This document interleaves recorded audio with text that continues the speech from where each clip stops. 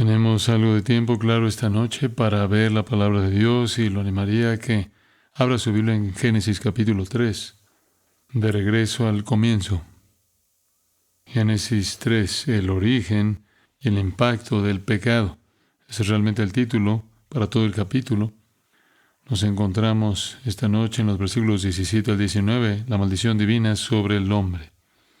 Nuestra civilización moderna ha llegado a un entendimiento sorprendente del mundo físico y todos sus elementos.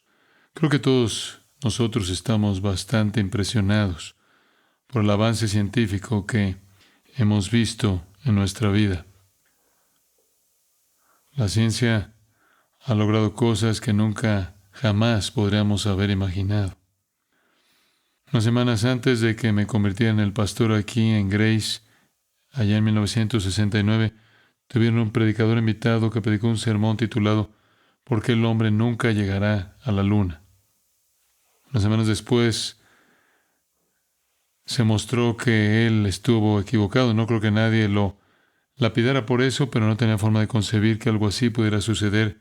Y ahora eso parece ser un logro pequeño en las complejidades de los viajes espaciales. Hemos visto al hombre descifrar formas de desbloquear el código genético, estudiar el ADN y reparar el ADN. Hemos visto al hombre trabajar eficazmente en la clonación de animales. Su trabajo en comunicaciones por satélite me deja atónito. Conducir y escuchar la voz correcta desde el espacio en mi pequeño teléfono celular sigue siendo una maravilla para mí. Los productos químicos se han utilizado de toda forma imaginable para proporcionar un nivel de vida, tanto en términos de comodidad como también de tratamiento médico. La industrialización ha traído consigo la fabricación de cosas que realmente son asombrosas para nosotros. Todo eso simplemente para pintar un poco de imagen en su mente que nos indica que hemos hecho un progreso asombroso en nuestro entendimiento de los elementos del mundo físico. Y parece que nos estamos moviendo a una velocidad increíblemente rápida. La computarización es asombrosa para todos nosotros y lo que se está logrando en pequeños chips deja boquiabierta la imaginación. Igualmente sorprendente para mí es la ausencia de cualquier entendimiento de la realidad espiritual. No hemos avanzado en absoluto. Mientras ha habido todo este increíble avance físico, ha habido prácticamente un cero en avance espiritual. El mundo natural está a nuestro alcance. Hemos podido extraer las maravillas de la creación, de formas que las generaciones anteriores ni siquiera podrían imaginar, y estoy seguro de que en el futuro desvelaremos los misterios del mundo físico de formas que ahora ni siquiera podemos imaginar. Y mientras que hemos hecho estos descubrimientos maravillosos y hemos llegado a capacidades asombrosas y sorprendentes con el mundo físico, el mundo espiritual sobrenatural es completamente desconocido para el hombre moderno. Y con todos sus avances físicos no puede resolver ninguno de los problemas del corazón humano. No puede solucionar ninguno de los problemas del mundo. Las dificultades. El hombre no entiende al hombre, no entiende por qué es como es, y por lo tanto no puede explicar ni puede remediar sus problemas. Las cosas en los corazones de las personas son como son, no por la evolución, no por la mutación, no por mala educación, no por psicología mala o falta de autoestima. No hay una explicación natural para la forma en que son las cosas y, en consecuencia, el hombre no puede entender por qué son como son, porque todo lo que conoce es el mundo natural. Haciendo un progreso físico inmenso, no ha hecho ningún progreso espiritual en absoluto. De hecho, mientras que él está avanzando físicamente, él está declinando espiritualmente. Y la realidad del asunto es que el hombre está peor espiritualmente de lo que jamás ha estado. Y el hombre nunca podrá resolver sus problemas morales, sus problemas espirituales, el problema del mal, el problema del crimen, el problema de la insatisfacción, la decepción, la falta de realización, las relaciones rotas, etcétera, etcétera, sin un entendimiento adecuado del problema. Y volvemos a lo que hemos estado diciendo todo el tiempo en esta serie. A menos de que veas el mundo de manera correcta, a menos de que veas las cosas la forma en que realmente son, entonces no puedes resolver el problema. El diagnóstico es crítico si quieres la cura. Puedes tomar a todos los educadores seculares del mundo, puedes reunir a todos los maestros seculares del mundo, puedes reunir a todos los filósofos eruditos del mundo, y a todos los profesores, y a todos los investigadores, y a todos los escritores, y a todos los psicólogos, y a todos los médicos de todo tipo, y puedo reunirlos a todos, y no podrán diagnosticar el problema del hombre. Y debido a que no pueden diagnosticarlo, no pueden curarlo. No importa que también comprendan las complejidades y los misterios del reino físico, son completamente ajenos a las realidades del espiritual. Solo hay realmente una forma a la que pueden recurrir si quieren entender lo sobrenatural y comprender lo espiritual, y esa es que tienen que recurrir a nosotros, las personas que conocen la palabra de Dios y no están interesados en hacerlo. Quieren que salgamos del discurso público, quieren que salgamos del diálogo público, no quieren la Biblia en las escuelas. No quieren la Biblia en ningún lugar cerca del discurso público. No quieren ninguna información de los cristianos. Las personas que creen en la Biblia los amenazan a ellos. Puede reunir a todos los criminólogos, puede reunir a todos los conductistas, a todos los psicólogos infantiles, reunirlos a todos, y no pueden entender por qué las personas son como son y por qué se comportan como se comportan. La única forma en que alguna vez usted lo sabrá es recurriendo a la Biblia, porque la Biblia nos dice por qué las personas son como son, por qué somos como somos. Génesis capítulo 3 es donde comienza la historia. Esta es la historia de Dios que Él escribió usando la pluma de Moisés para describir para nosotros por qué las cosas son como son en el mundo del hombre.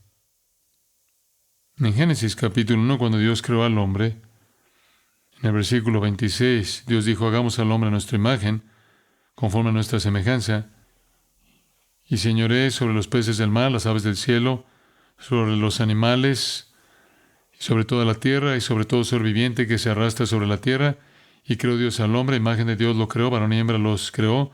Y los bendijo Dios y les dijo, fructificad y multiplicaos, llenad la tierra y sojuzgadla, y enseñoread sobre los peces del mar, sobre las aves del cielo y sobre todo ser viviente que se mueve sobre la tierra.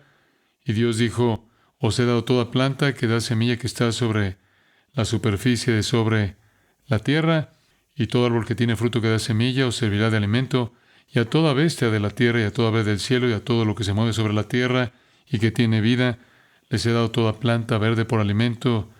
Y fue así. Y Dios vio todo lo que había hecho, y aquí que era en gran manera buena. La creación original era muy buena, el hombre era muy bueno, no había mal en el mundo, no había insatisfacción en el mundo, no había falta de satisfacción en el mundo, no había crimen en el mundo, no había maldad en el mundo, todo era muy bueno. Allá en el capítulo 2, la historia continúa, versículo 7, recapitulando cómo Dios de hecho hizo al hombre, describe la creación del hombre en el capítulo 1, lo describe con más detalle en el capítulo 2, pero es la misma creación. Dándonos más detalles, nos dice en el versículo 7, Jehová Dios formó al hombre del polvo, polvo de la tierra, sopló en su nariz aliento de vida, el hombre se convirtió en un ser viviente, y Jehová Dios plantó un jardín hacia el este del Edén y puso allí al hombre que había formado. Y de la tierra Jehová Dios hizo crecer todo árbol que era agradable a la vista y bueno para comer, y el árbol de la vida también en medio del jardín, y el árbol de la ciencia del bien y del mal. Aquí está la introducción del concepto mismo del mal. Abajo en el versículo 16, Jehová Dios mandó al hombre diciendo, de todo árbol del huerto podrás comer, mas del árbol de la ciencia del bien y del mal no comerás, porque el día que de él comieres, ciertamente morirás. Había una prueba en la perfección en este paraíso llamado Edén. Había una prueba allí, y esa era que Dios puso al hombre en prueba para ver si era obediente al darle solo una prohibición, una cosa que no podía hacer. Él dijo, no hagas eso, solo eso, puedes tener todo lo demás que he hecho en el paraíso, solo no comas del árbol del conocimiento del bien y del mal, o si lo haces, morirás. Todo era bueno en ese entonces, todo era maravilloso en ese entonces. Felicidad. Y luego en el capítulo 3, versículo 6, la mujer vio que el árbol del conocimiento del bien y del mal, era bueno para comer, era agradable para los ojos, era deseable para hacer sabio a uno, tomó de su fruto y comió. También dio a su marido, el cual comió con ella. Y en ese acto de desobediencia, el pecado entró en el mundo. y toda la raza humana fue sumida en la iniquidad y el mal. En Romanos capítulo 5 dice que en ese acto toda la raza humana murió. Lea Romanos 5, 12 al 19 y leerá que en Adán todos murieron, toda la raza murió. Adán pecó, Eva pecó, y por lo tanto el principio de la muerte se hizo operativo en el mundo, en todas partes del mundo. El mundo vegetal, el mundo animal, el mundo bacteriano, el mundo de los insectos, incluso el universo físico comenzó a descomponerse y desintegrarse. Y el hombre cayó de su inocencia y bondad al pecado. Literalmente ese acto catapultó a todo el universo a la iniquidad y por eso las cosas son como son, debido a ese acto en el jardín. Esa es la única revelación que tenemos de Dios sobre la razón por la que las cosas son como son. Cuando Adán y Eva comieron y desobedecieron a Dios, el principio de la muerte entró en el mundo. Pues había dicho, el día que de él comieres ciertamente morirás. No murieron en el acto, pero el principio de la muerte comenzó a operar. Y así el mundo está muriendo, el planeta está muriendo, los cuerpos estelares están muriendo, los otros planetas, el sistema solar está muriendo, todo en la Tierra está muriendo, la Tierra misma está muriendo, y el hombre está en el ciclo de muerte. Esa es la consecuencia inmediata del pecado. Por eso el mundo es como es, porque el hombre es un pecador moribundo. Él está pervertido, él está torcido, él es miserable, es malo y por eso él se comporta como se comporta. Y no puede remediar eso por sí mismo, ni la sociedad puede remediarlo por él. Pero usted tiene algo más además de eso. El mundo es como es no solo por las consecuencias incorporadas en la desobediencia del hombre, sino que el mundo es como es también porque además del principio de la muerte que ahora está operando y el principio del pecado que ahora está operando, usted tiene las maldiciones específicas de Dios y son además de eso. Y hemos llegado en el capítulo 3, esas maldiciones hemos visto en los versículos 14 y 15 que Dios maldijo a Satanás y maldijo a la serpiente y desde luego en el versículo 16 vimos que Dios maldijo a la mujer. En realidad los versículos 15 y 16, porque la mujer es mencionada en el versículo 15, aunque la maldición específica que cae en su ámbito viene en el versículo 16. A la mujer dijo, multiplicaré en gran manera tus dolores y tu concepción. Con dolor darás a luz los hijos, y tu deseo será para tu marido, y él se enseñoreará de ti. Ahora recordará que la mujer tiene el principio del pecado operando, porque en la desobediencia el principio del pecado se apoderó, se arraigó en su naturaleza y claro, lo transmitió a toda la raza humana. Pero además del principio del pecado y la muerte, en Adán todos morimos. En el pecado de Adán y Eva toda la raza cayó en la muerte, la decadencia, la degeneración y la iniquidad. Pero además de eso, a la mujer también se le da una maldición en el ámbito donde vive su vida. Afecta su capacidad de procrear y su relación con su esposo. El hogar es donde Dios diseñó que una mujer esté. Ese es su ámbito, esa es su esfera. Y así, Dios coloca una maldición única en su ámbito para que ella encuentre la vida particularmente difícil en su relación con sus hijos y su marido. El parto en sí mismo la llevará al borde de la muerte. Ella tendrá concepciones múltiples de una manera nunca antes prevista antes de la caída, lo que la pone en la puerta de la muerte con mucha frecuencia. Y durante la mayor parte de la historia humana, como bien lo sabe, y en los países de tercer mundo hoy día, las mujeres mueren rutinariamente en el parto, así como pierden rutinariamente a sus hijos, incluso si sobreviven. Así que una mujer siente la maldición en el ámbito mismo en el que ella existe, en el de engendrar hijos y en la relación con su marido. Ella desea tener las cosas a su manera, a su propia voluntad, cumplir su propia voluntad y dominar, y él la controla. Así que allí en la esfera misma de la vida de ella encuentra operando la maldición, lo cual es un recordatorio constante, diseñado por Dios para ser un recordatorio constante de la naturaleza terrible del pecado. Toda mujer que lucha con el dolor del parto, con los problemas de la concepción, con las luchas de crear hijos, toda mujer que conoce la experiencia de conflictos con su esposo, debería ser recordada por eso, de lo terrible que es el pecado. Pero ¿cuál es el ámbito del hombre? Si el ámbito de la mujer es el hogar, ¿dónde está el mundo del hombre?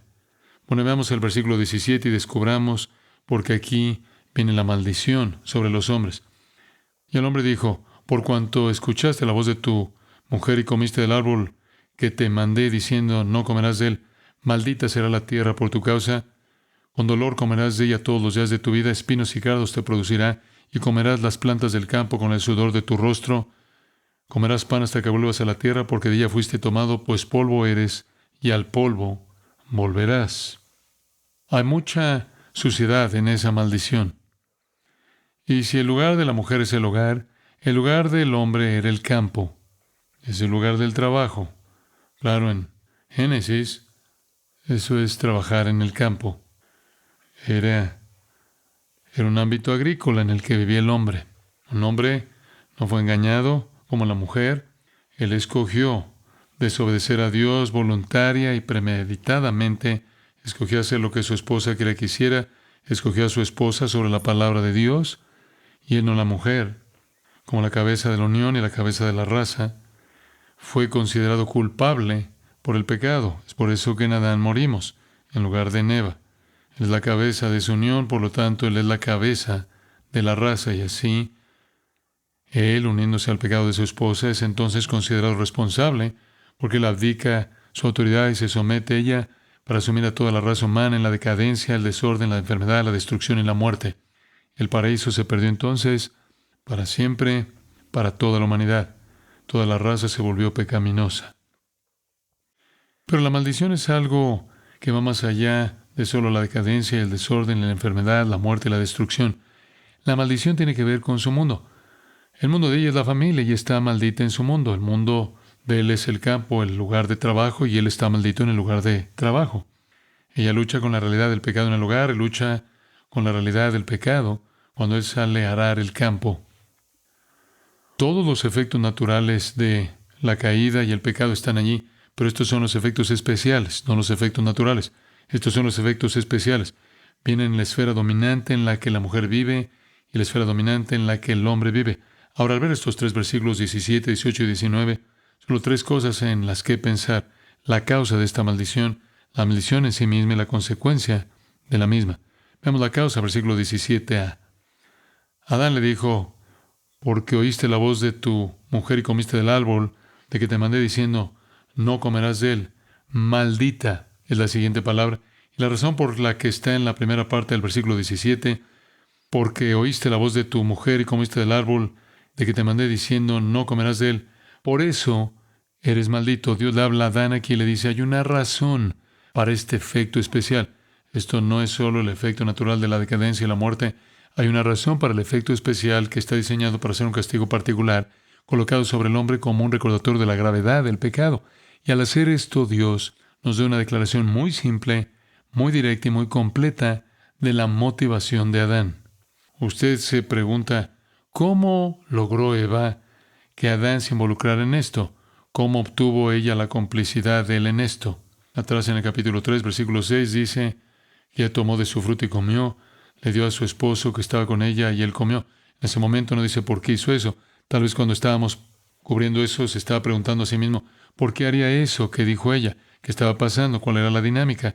Ahora sabemos a partir de 1 Timoteo 2 que él no fue engañado. Nos dice allí que el hombre no fue engañado. Él no fue engañado por Satanás y por lo tanto podemos asumir que quizás ni siquiera estaba allí cuando la plática estaba ocurriendo entre Satanás y Eva, y esa habría sido la forma en que Satanás habría escogido hacerlo para poder sacar a la mujer debajo de la protección y autoridad del hombre y engañarla. Lo que nos dice aquí, en el versículo 17, es lo que no nos dice atrás en el versículo 6. La razón por la que él hizo esto fue porque él escuchó la voz de su esposa, en lugar de la voz de Dios. Él decidió hacer lo que ella quería que él hiciera, en lugar de lo que Dios le había mandado a él hacer. Es así de simple. Las mujeres siempre han tenido un gran poder sobre los hombres. Y aparentemente ella tenía algún poder sobre Adán.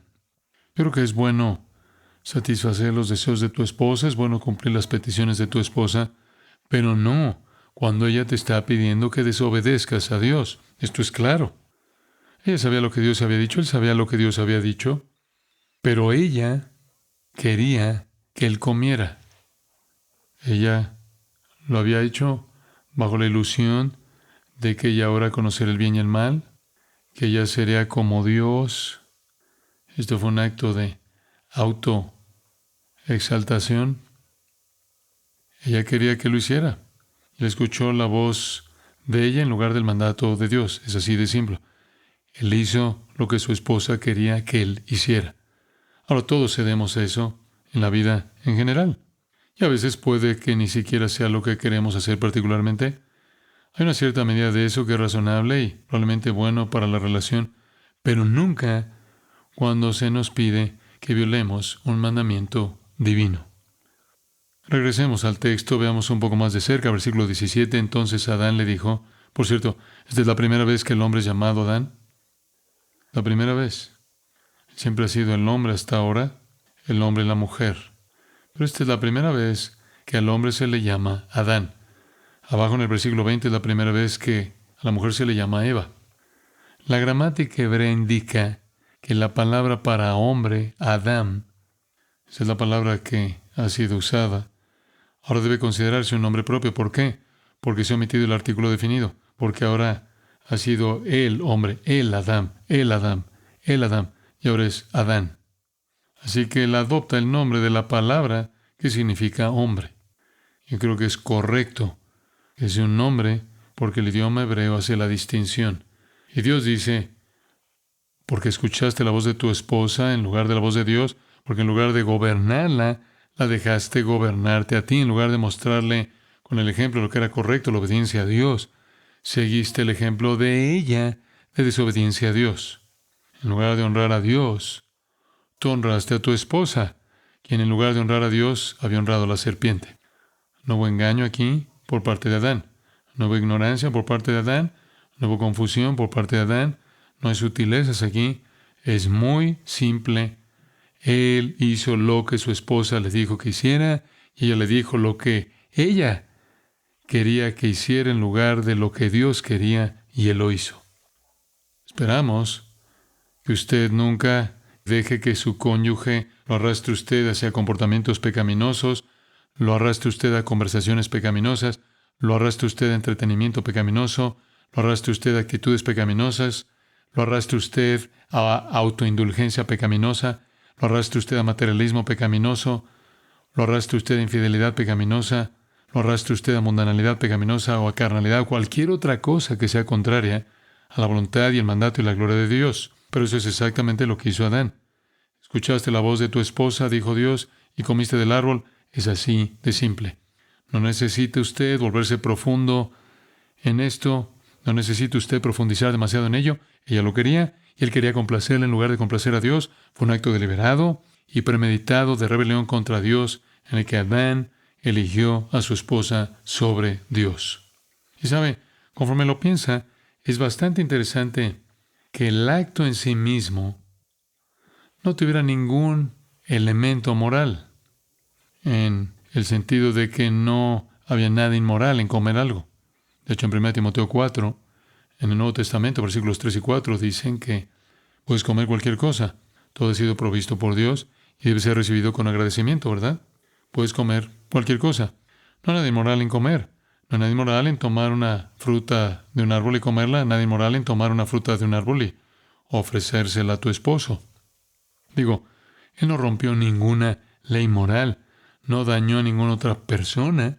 No fue ningún tipo de violación de relaciones.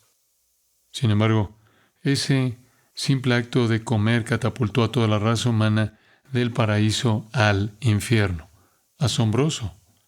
Y sabe, si hubiera sido algo moral, si hubiera sido algo que pintaríamos en cierta manera como una iniquidad importante, podríamos estar bajo la ilusión de que son las iniquidades importantes las que le preocupan a Dios. Permítanme decirle algo, amigos. Esto en la superficie parece muy simple, algo no muy moral, pero cualquier violación de la ley de Dios es una violación condenatoria. Cualquier violación, incluso algo tan simple como eso. Creo que eso es lo que el apóstol Pablo tenía en mente cuando dijo, sea que comáis o bebáis, hacedlo todo para la gloria de Dios.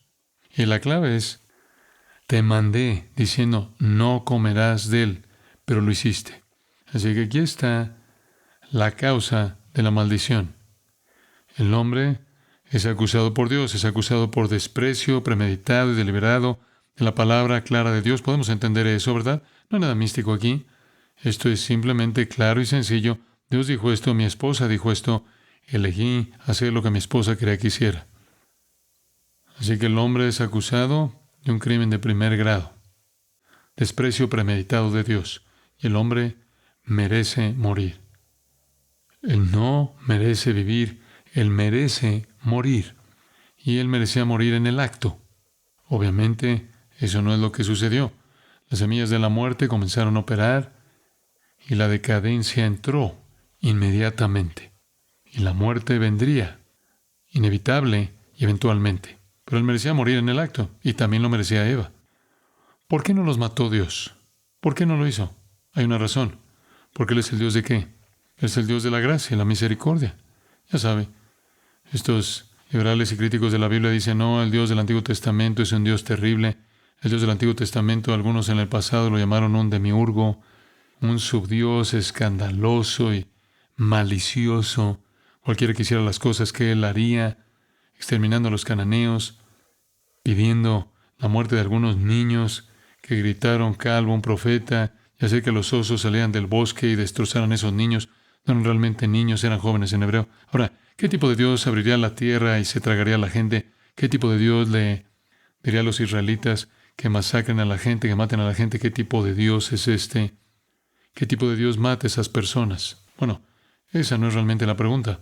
La pregunta es, ¿qué tipo de Dios deja vivir a alguien? ¿No es esa una mejor pregunta?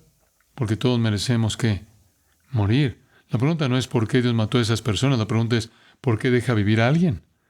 La matanza es la excepción. Y este es un asunto central en la Escritura. Que Dios es el Dios de la misericordia. Y usted lo ve inmediatamente en el caso de Adán y Eva. Y cuando lleguemos a los versículos 20 al 24, en nuestro próximo estudio vamos a aprender en esos versículos que la redención en realidad está prometida en ese momento y allí mismo, inmediatamente después de la maldición. Así que ellos fueron llamados a honrar a Dios, fueron llamados a glorificar a Dios, a obedecer a Dios. No lo hicieron. No encontraron en Dios su amor más alto, su deleite más puro, su gozo más alto. Desobedecieron. Tenían una palabra clara de Dios de que la sentencia por esa desobediencia era la muerte, y sin embargo, cuando pecaron, Dios retuvo su mano y les demostró misericordia y gracia, y la promesa de redención también estaba en la maldición para Eva, que vendría uno de la mujer que aplastaría la cabeza de la serpiente, además de esa promesa redentora en los versículos 20 al 24, como dije. Pero la pregunta cuando usted estudia el Antiguo Testamento no es ¿por qué Dios mata a estas personas? La pregunta es ¿por qué deja vivir a tanta gente que debería estar muerta? La paga del pecado es ¿qué? Muerte. El alma que pecare, esa morirá. Y los críticos dicen, ya sabe, está Nadab y Abiú en Levítico capítulo 10 y Dios los mata. Y está el pobre Usías, el arca está siendo transportada, y mientras se está transportando, segundo de Samuel 6, rebota en la parte trasera de un carruaje. No deberían haberlo tenido en un carruaje, se suponía que debía ser llevado en varas, pero lo pusieron en un carruaje, lo cual iba en contra de lo que decía la Escritura. Sin embargo, comienza a caerse del carro, un hombre llamado Usías pone su mano sobre ella e intenta evitar que se caiga del carruaje y sea profanada de alguna manera. Inmediatamente Dios lo mata. La gente dice, ¿qué tipo de Dios haría eso? Coré, Datán, Abiram, y la tierra los traga. ¿Qué tipo de Dios hace eso? Esa no es realmente la pregunta. Claro, hay personas que Dios ejecutó, y son ilustraciones, de vez en cuando, de lo que todos nosotros merecemos inmediatamente. Permítame mostrarle una ilustración de eso. Vea Lucas 13. Creo que esta es realmente una porción muy fascinante de la Escritura que a menudo se pasa por alto, pero enseña una lección profunda. Lucas 13, versículo 1. En esa misma ocasión habían algunos presentes que le reportaron a Jesús sobre los galileos. Habían algunos galileos cuya sangre Pilato había mezclado con su sacrificio. Aquí está la imagen. Algunos de los judíos en Galilea habían bajado a Judea, a Jerusalén, al templo para ofrecer sacrificios. Y estaban allí ofreciendo sus sacrificios. Eso se supone que es lo correcto. Estaban siguiendo la prescripción sacrificial del Antiguo Testamento. Estaban haciendo lo que el Antiguo Testamento decía que debían hacer. Y estos galileos estaban allí ofreciendo sus sacrificios, y Pilato entra estos hombres y los ejecuta. Y la pregunta en la mente de la gente es, ¿qué está haciendo Dios? Digo, estas son personas obedientes. Estas son personas en el templo presentando sus sacrificios de acuerdo con la ley de Dios. ¿Cómo puede Dios dejar que los romanos paganos entren y los masacren? ¿Qué tipo de Dios hace eso? En el versículo 2, Jesús respondió y les dijo, ¿pensáis que estos galileos eran más pecadores que todos los demás galileos porque sufrieron esto? O tal vez piensan que la respuesta a la pregunta es, bueno, aunque estaban haciendo sus sacrificios, aunque estaban haciendo sus ofrendas según la ley del Antiguo Testamento, la realidad del asunto es que eran pecadores miserables y terribles, y el Dios Santo estaba tan ofendido por su pecado que sus sacrificios eran mera hipocresía y simplemente envió las tropas de Pilato allí para masacrarlos. ¿Piensan eso?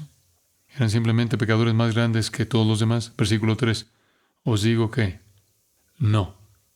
No eran pecadores más grandes, pero antes si no os arrepentís, todos pereceréis igualmente. Hombre, ¿entiende usted la respuesta? Están diciendo, ¿por qué pasó esto? ¿Eran ellos pecadores peores que todos los demás? Jesús dice, no lo eran.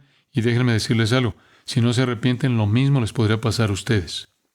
Dios no necesita ninguna razón para ejecutar a un pecador en ningún momento que elija que suceda, ¿verdad? La pregunta no es por qué mueren las personas, la pregunta es ¿por qué alguien vive? Esa es la pregunta. Y la respuesta de Jesús lo afirma. Simplemente dice, bueno, no eran los peores de todos los pecadores. Y les digo, si no se arrepienten, lo mismo les podría pasar a ustedes. Dios interviene en la historia con muchas ilustraciones de lo que todos inmediatamente merecemos. En el versículo 4 él lleva el asunto un poco más lejos. Habían 18 personas. Él dice, piensan que esas 18 personas sobre las cuales cayó la torre en Siloé. Ahora, aparentemente lo que sucedió fue que había una torre en el área de Siloé y se derrumbó. Y habían simplemente 18 personas inocentes paradas allí y los aplastó hasta la muerte. ¿Imaginan? Dice él que eran culpables peores que todos los hombres que vivían en Jerusalén. Cayó la torre sobre ellos porque eran peores que todos los demás. Versículo 5. Os digo que no eran peores que todos los demás. Antes, si no se arrepienten ustedes, lo mismo les podrá pasar a ustedes. Como pueden ver, Dios no tiene que justificar por qué es que ciertas personas mueren. Mueren porque merecen morir, porque cualquiera que pegue contra Dios merece morir. La pregunta no es por qué mueren las personas, la pregunta es por qué viven las personas. Eso es misericordia. Bueno, cuando vemos hacia atrás, regresemos a Génesis 3, Adán y su esposa deberían haber muerto en el acto. La gente dice, bueno, ciertamente no hay gracia en el Antiguo Testamento. Ciertamente la hay. Hay suficiente gracia en el Antiguo Testamento. ¿Quieren escuchar algo? Hay tanta gracia en el Antiguo Testamento como la hay en el Nuevo Testamento. Porque los pecadores viven. Esa es la gracia común, misericordia. Y como dije en los versículos 20 al 24, vamos a ver que Dios incluso provee redención para Adán y para Eva. Y Dios no le hizo a Adán o a Eva lo que le hizo a los ángeles desobedientes, expulsándolos del cielo sin esperanza de redención, sentenciándolos a un lago de fuego eterno. Pero merecían morir, porque fue un acto premeditado y voluntario. O la mujer, ella fue engañada. Adán no lo fue. Adán siendo la cabeza de la unión entre él mismo y la mujer, por lo tanto la cabeza de la raza, cuando él pecó voluntariamente, de manera premeditada, hundió a toda la raza en el pecado y por esa razón se pronuncia una maldición especial sobre el hombre. Este es el efecto especial, no el efecto natural de su pecado. La maldición sigue entonces a la causa de la maldición en los versículos 17 y 18. Maldita sea la tierra por tu causa. Con dolor comerás de ella todos los días de tu vida. Espinos y cardos te producirá y comerás plantas del campo. Con el sudor de tu rostro comerás el pan. Esta es la maldición. Ahora, observe que la maldición es interesante. No está particularmente en el hombre personalmente, sino en la esfera del hombre, como en el caso de la mujer. La maldición estaba en la relación de ella con sus hijos y su esposo, su ámbito, y así es con el hombre. El hombre, el rey de la tierra, se vuelve subordinado a la suciedad. La tierra no siente nada, maldita sea la tierra no va a decir, oh, ay de mí. La tierra es insensible, inanimada. No sabe nada, no siente nada, pero el hombre lo siente. Por cierto, la palabra Tierra es Adamá. El hombre es Adán. La tierra es Adamá, porque el hombre viene de la tierra. Polvo al polvo. Y tiene una relación con la tierra, porque es a partir de la tierra de donde el hombre saca su vida. Todo lo que comemos proviene de la tierra, ¿verdad? Dice usted, bueno, ¿y qué de los pollos? Los animales sobre la tierra sobreviven comiendo lo que proviene de la tierra, ¿verdad? La tierra es la fuente de alimento en la cadena alimentaria, incluso entre los animales. La maldición no está directamente en el hombre, como no lo está directamente en la mujer, pero está indirectamente en ambos porque afecta a la esfera en la que ellos viven. Y la esfera de la mujer es el hogar y el hogar del hombre es el campo. La mujer sufre el efecto de la maldición en el lugar de su vida y trabajo. El hombre sufre los efectos de la maldición en el campo, el lugar de su vida y trabajo. Para ella, el dolor viene en una relación entre sus hijos y su esposo. Para él, el dolor viene en la relación con la tierra mientras se libra la batalla por el pan. La mujer se involucra en la batalla por la santidad y la felicidad de la familia. El hombre se involucra en la batalla por la comida y el sustento de la familia. La vida del hombre no va a ser fácil. No solo él es personalmente pecaminoso, depravado, caído, decrépito y encaminado hacia la muerte, sino que va a tener otro problema. Va a descubrir que la misma tierra que le proporciona su vida y sustento para él y su familia no va a someterse voluntariamente a él. La vida se convierte para él en un trabajo duro. El gozo del paraíso se ha ido.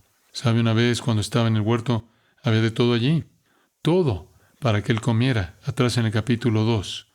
Todo era agradable. Versículo 9. Todo era bueno para comer. Y él solo podía disfrutarlo. Necesitaba hacer un poco de cultivo, pero no gastaba energía. Solo arrancaba sus frutas maravillosas. Y ahora de repente la tierra se convierte en su enemigo. Y él tiene que someterla. Se vuelve subordinado a la suciedad. Hay una ruptura permanente en la relación fácil del hombre con la vida que Dios le había dado originalmente en el paraíso. Ahora, para ayudarle a entender lo que esto significa, puedo darle la vuelta y ¿cómo sería una tierra bendecida? Vaya a Deuteronomio capítulo 33. Es bueno enseñar un poco por contraste aquí. Deuteronomio 33, versículo 13. Aquí obtenemos un retrato de una tierra bendecida, un suelo bendecido. Así sería. Deuteronomio 33, versículo 13, hablando de la bendición de Dios aquí sobre José, dice, bendita del Señor sea su tierra. Y así sería si Dios realmente bendijera la tierra. Las cosas escogidas del cielo, la tierra conocería el rocío y lo profundo que yace debajo. En otras palabras, estará bien regada, habría agua bajando desde arriba, habría agua subiendo desde abajo. Y habría una cosecha escogida del sol. Y habría producción escogida de los meses. En otras palabras, las estaciones, el sol, crearía el crecimiento que el agua sostendría. Y vendrá el versículo 15, las mejores cosas de las montañas antiguas y las cosas escogidas de las colinas eternas. Versículo 16, cosas escogidas de la tierra y su plenitud. Esa sería la tierra bendecida, bien regada, fértil, tierra productiva. Esa será una tierra bendecida y será muy parecida al Edén. Recuerda atrás en el capítulo 2 de Génesis que el Edén estaba bien regado. Había en realidad 4 ríos. Un río que fluía desde el Edén y se dividía en 4 partes. Tierra increíblemente fértil. Era productiva. Estaba libre de malas hierbas, libre de espinas y cardos, libre de sequía. Y todo lo que un hombre necesitaba hacer era simplemente recoger sus tesoros y disfrutarlos sin esforzarse. Una tierra maldita es lo opuesto. Entonces, falta de agua, problemas con el suelo, problemas con las hierbas malas, problemas con los elementos, problemas con el clima, problemas con animales destructivos, problemas con aves destructivas, problemas con organismos e insectos destructivos. Esos son todos los problemas que aquejan a la tierra. La tierra producirá lo suficiente, producirá su abundancia. De hecho, la tierra producirá una variedad rica y maravillosa para que el hombre la disfrute, pero para que eso suceda, se necesitará un esfuerzo tremendo para sacar esa abundancia de la tierra.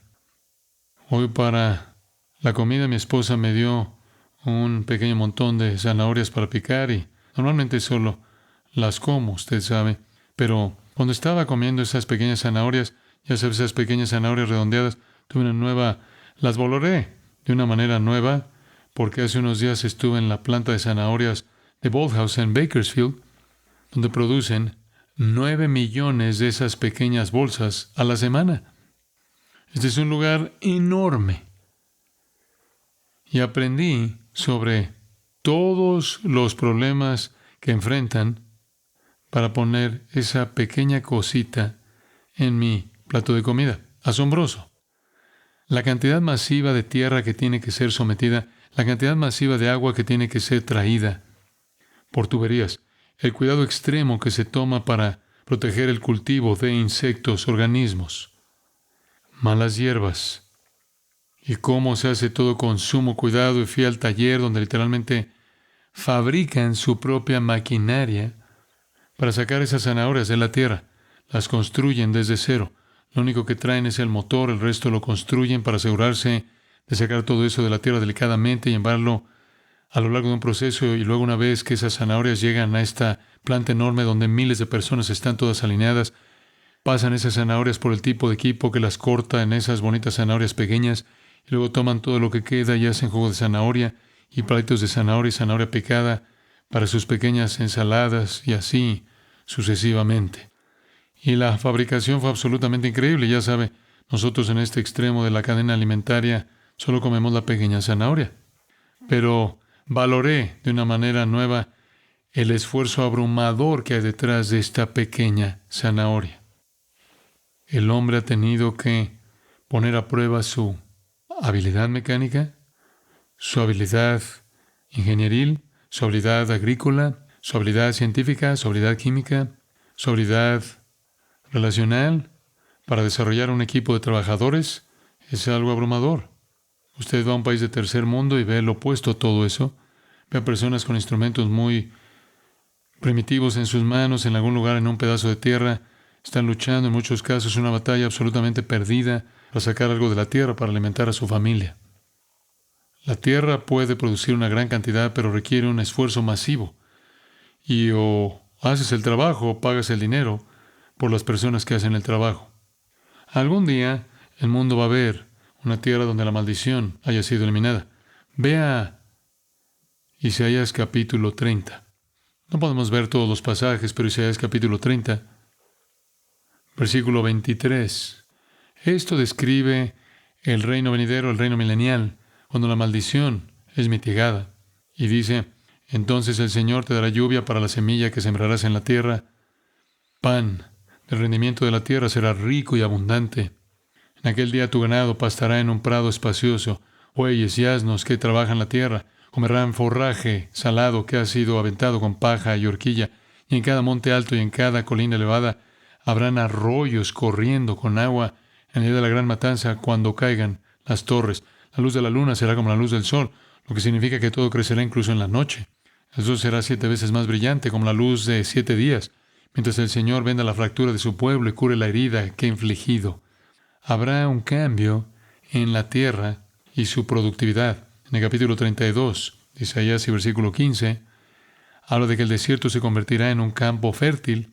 El campo fértil será considerado como un bosque. En otras palabras, el cultivo simplemente crecerá rápido y alto, y será como un bosque, porque será tan profuso. El capítulo 35, qué maravilloso capítulo es este, 35, escuche esto de Isaías: el desierto y la tierra árida se regocijarán, el Arabá o el desierto se alegrará y florecerá como el narciso, la cual es una planta bulbosa con la que estamos familiarizados. Florecerá profusamente y se regocijará con regocijo y grito de alegría. La gloria del Líbano le será dada, la majestuosidad del Carmelo y de Sarón. Verán la gloria del Señor, la majestuosidad de su Dios. Nuevamente este será el reino futuro en la tierra. Este será un reino maravilloso. Los ojos de los ciegos se abrirán, versículo 5. Los oídos de los sordos se abrirán, el cojo saltará como un ciervo, la lengua del mudo gritará de alegría. Aguas brotarán en el desierto, arroyos en el Arabá. La tierra abrasada se convertirá en un estanque y el suelo sediento en manantiales de agua. En los escondites de los chacales, su lugar de descanso. La hierba se convertirá en juncos y cañas. Habrá un camino allí, una calzada. Será llamada la calzada de la santidad, y así sucesivamente. Esto será en la tierra futura cuando el Señor sea rey. En Isaías 41 el profeta tiene más que decir al respecto. En el versículo 18, abriré ríos en las cumbres peladas, manantiales en medio de los valles, haré del desierto un estanque de agua, la tierra seca, fuentes de agua. Pondré el cedro en el desierto, es decir, los árboles crecerán en el desierto. La acacia, el mirto, el olivo, pondré el enebro en el desierto, junto con el boj y el ciprés. En el capítulo 43 continúa en el versículo 19, haré algo nuevo, abriré un camino en el desierto, ríos en la tierra. Haré algo nuevo, abriré un camino nuevo en el desierto, ríos en la tierra árida. Nuevamente la gran necesidad de agua en el desierto. Lo vemos de nuevo, solo una vez más. En el capítulo 55 de Isaías, versículo 12, saldrán con alegría y serán guiados con paz. Los montes y las colinas prorrumpirán en gritos de júbilo delante de vosotros, y todos los árboles del campo aplaudirán. En lugar de la zarza crecerá el ciprés, en lugar del ortigo crecerá el mirto, y esto será para la gloria del Señor, para señal eterna que jamás se borrará. Así que aquí tiene un pequeño vistazo de cómo será la tierra cuando se elimine la maldición. Así será el mundo cuando Cristo quite la maldición. Será algo así, aunque no exactamente igual, como era en Edén. Pero hasta ese entonces, volvamos a Génesis capítulo 3, hasta ese entonces esta tierra está maldita y el hombre, para sacar de ella lo que necesita para sostener su vida y alimentar a su familia, tendrá que trabajar. Dice, maldita será la tierra por tu causa. Con dolor o trabajo comerás de ella todos los días de tu vida. Dolores, itzabón en hebreo, significa miseria, significa tristeza o puede traducirse fatiga. Se refiere al trabajo humano y no solo a la agricultura. Es más que eso. Es todo el trabajo en el que el hombre se involucra. La tierra representa la esfera del hombre. En aquel día solo era trabajo agrícola. Salmo 127:2 dice, el pan con dolor, el pan con fatiga ansiosa. Para que nosotros comamos, para que nosotros proveyamos alimento y un lugar donde vivir para nuestras familias, requiere una vida entera de trabajo, de esfuerzo, fatiga. Proverbios 5:10.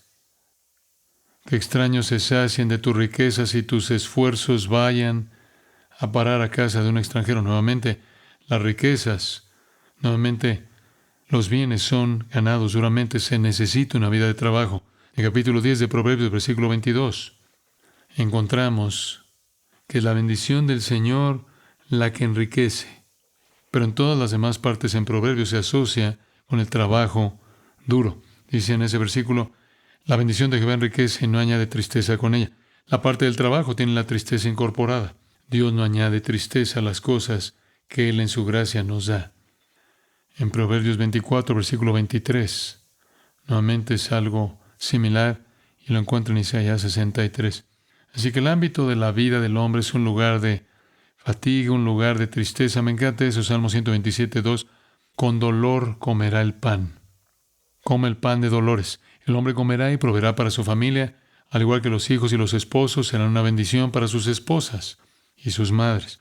Pero no sin un gran esfuerzo, y no sin un gran trabajo, y no sin un gran dolor. La tierra produce, pero solo lo hace con un inmenso esfuerzo. El apetito de un trabajador, Proverbios 16:26, lo impulsa, trabaja por él, debido a su hambre. Si quiere comer, tiene que trabajar. Así es.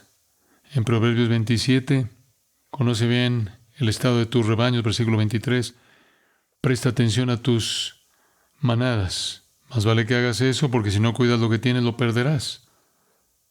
Así que vivimos en una vida de trabajo. Ve Eclesiastés por un momento. Quiero tan solo completar este retrato para usted de Eclesiastés capítulo 2. Esto, claro, es un hombre viendo la vida. Y en el versículo 11 de Eclesiastés 2 dice, así consideré todas mis obras, todo el trabajo que con tanto esfuerzo había hecho con mis manos, y aquí todo era vanidad, y buscar el viento, y no había provecho debajo del sol. ¿Qué estoy haciendo con mi vida? Trabajar, trabajar, trabajar, trabajar, trabajar. ¿Y a dónde me lleva? A más trabajo. Si todos murieran, no tendría que trabajar. Mientras los siga alimentando, siguen vivos. Tengo que seguir trabajando. Es un círculo vicioso. Versículo 17, aborrecí la vida, porque el trabajo que se hacía bajo el sol me era triste, pues todo es vanidad y afán de viento. Así que aborrecí todo el fruto de mi trabajo, por el cual había trabajado bajo el sol. ¿Por qué he de dejarlo al hombre que vendrá después de mí? Y lo peor es que lo he hecho también, tengo mucho y se lo voy a dejar a alguien. Ni siquiera sé, versículo 19, si será sabio o necio. No obstante, Él tendrá control sobre todo el fruto de mi trabajo, por el cual he trabajado actuando con sabiduría bajo el sol. Esto también es vanidad. No me gusta la idea en absoluto, no me gusta la idea de trabajar, no me gusta la idea de trabajar y tener éxito y tener que dejarlo a algún necio que podría malgastarlo. El versículo 23 dice, todos sus días de trabajo son dolorosos y penosos, y ni siquiera de noche descansa su mente. ¿Se identifica usted con eso? Trabaja todo el día, llega a casa, no puede dormir, porque tiene un problema en el trabajo que debe resolver, o porque tiene problemas en su trabajo, o tiene malas relaciones, o podría perder su trabajo, no le gusta cómo van las cosas. Trabajar, trabajar, trabajar. Capítulo 3 de Eclesiastés, versículo 9. ¿Qué provecho tiene el que trabaja de aquello en que se afana? Usted lo hace, lo hace, lo hace, lo hace. Para la mayoría de la gente simplemente lo hace porque tiene que hacerlo, no porque ama hacerlo. ¿Qué obtiene de ello? Suficiente para mantenerlo vivo, para que pueda seguir haciéndolo, para mantenerlo vivo, para que pueda seguir haciéndolo, para mantenerse vivo. En el versículo 8, él dice del capítulo 4, en medio hacia el final del versículo, ¿para quién estoy trabajando y privándome de placer? ¿Por qué estoy haciendo esto? Podría estar divirtiéndome. Aquí estoy trabajando, trabajando, trabajando. Mi esposa sigue teniendo más bebés. Es una vida de trabajo. Llego a casa y hay conflicto con ella. Conflicto con mis hijos. ¿Qué estoy haciendo? Por otro lado, estoy mejor ocupado. Eclesiastés 3:13. Todo hombre que come y bebe ve el bien en todo su trabajo. Es un don de Dios, es cierto. Es peor si no trabaja, ¿verdad? Sentarse viendo la pared sin ser productivo. Es un regalo de Dios para los pecadores. Necesitamos mantener nuestras manos ocupadas o se meterán en cosas en las que no deberían meterse. Capítulo 5, versículo 19, nuevamente dice, un hombre puede aprender a recibir su recompensa, puedes aprender a recibir tu cheque y regocijarte en tu trabajo. Esto es un regalo de Dios. Hubiera estado bien si fuéramos sin pecado. Adán no necesitaba trabajar, no necesitaba gastar energía, no necesitaba entrar en este ciclo porque era perfecto y así ya sabe el viejo dicho, ¿verdad? Manos ociosas, el diablo las encuentra ocupadas. Así que es mejor para las personas pecadoras estar trabajando, porque si no lo están, demasiado tiempo ocioso deja demasiado tiempo para la iniquidad. Pero francamente, cuando lo une todo, parece como si el escritor de Eclesiastés estuviera diciendo, yo sé que es un regalo de Dios, pero aún así no me gusta. Y quiero decir que sé que se identifica con eso. ¿En qué pasa su tiempo en el trabajo? Probablemente planeando para el fin de semana. Y cuando pasan los años, comienza a ver hacia adelante y empieza a soñar usted con su jubilación. Y comenzó pensando que será a los 65 y ahora está pensando que le gustaría que fuera a los 45. Y quiero tener la mayor cantidad de dinero lo más rápido posible para dejar de trabajar y poder comprar todos los juguetes y jugar. Bueno, de regreso a Génesis 3. Hombres, hemos sido maldecidos para hacer esto. Con fatiga vamos a comer todos los días de tu vida. Dices, hombre, podrá vivir hasta los 70 u 80. No me cuentes tu problema. Adán murió a los 930. Por favor, tu canción no me entristece. 930. Vas a trabajar en la tierra todos los días de tu vida. Adán, ¿cuánto tiempo has estado haciendo esto? 900 años. Y usted quiere jubilarse a los 45, por favor. Si yo trabajo hasta que tenga 75, digo, ni siquiera puedo llevar la horca de Adán. La pena máxima caerá. La pena máxima para el hombre es la muerte, pero el hombre no fue arrojado inmediatamente a la muerte. Más bien, se le dio vida. Pero en esa vida nunca podría olvidar el impacto del pecado. Y cada hombre que va a trabajar para proveer para su familia está viviendo la ilustración de cómo el pecado afectó dolorosamente la vida. Dios pretendía que tuviéramos vacaciones permanentes, sin costo, sin esfuerzo. Y Él lo arruinó para toda la raza. Pero ahora que todos somos pecadores, necesitamos trabajar. Hay dignidad en el trabajo. Hay logros. y hacemos provisiones, y es un regalo de Dios, pero también es un recordatorio, ¿verdad?, de la letalidad del pecado y cómo ha corrompido el mundo. ¿Cree usted que los filósofos del mundo entienden este principio?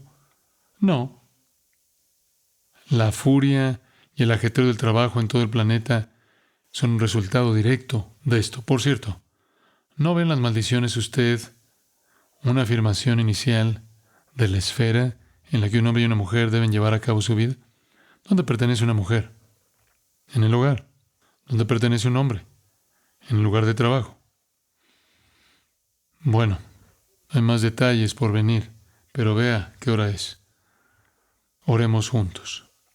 Padre, sabemos que esto de lo que hemos hablado sobre el trabajo es una maldición, pero no llegamos al punto al que llegaremos la próxima semana, y es que debido a Jesucristo, el trabajo es transformado en una forma de adoración. Es literalmente transformado. Espiritualmente adquiere una dimensión completamente diferente en Cristo, y podemos trabajar para tu gloria. Se convierte en una forma de adoración. Estamos esperando el estudiar y aprender esa gran realidad la próxima vez, y también aprender más sobre la dificultad de la maldición y luego sobre la redención que nos proporcionas a nosotros que estamos malditos. Gracias, Padre, por la revelación que nos ayudó a entender cómo son las cosas en este mundo y por qué son así y cómo van a ser cambiadas, y son cambiadas a través de la salvación maravillosa que nos proporcionas en Jesucristo. Oramos en su nombre. Amén.